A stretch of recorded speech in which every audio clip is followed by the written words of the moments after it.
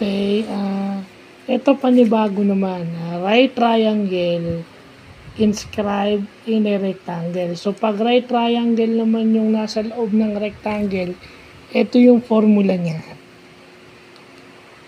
So, yung area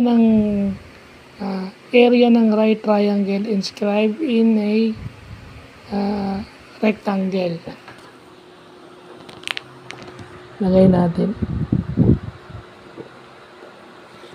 Area muna. So, again, trigo to na may halong geometry, no? So, area ng right triangle inscribed in a rectangle. So, kung maalala nyo yung area na nakuha natin dati, yung 1/2 AB times sin C. So, ganun din dito. Kaso yung AB, papalitan lang natin ng length at saka width. Yung length at saka width na yun denotes na yung triangle is nasa loob ng circle. Ibig sabihin, yung AB, yung A is yung length and yung B is yung width.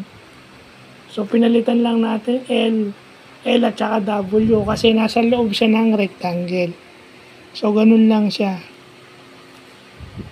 Kaya, pati yung angle nga, sinama na natin. Paano kung angle yung mawawala, di ba? As usual, bumalik tayo doon sa dati. Tinest natin yung angle at yun ang lumabas. O, yan na. So, sa akin, tinatry ko lahat. Right triangle ito. Try naman natin pag isosceles triangle yung nasa loob ng rectangle. Hanggang isosceles lang muna, wag na iskalin. Mahirap iskalin eh. Diba? So, yun lang yung atin ngayon. So, yun lang po.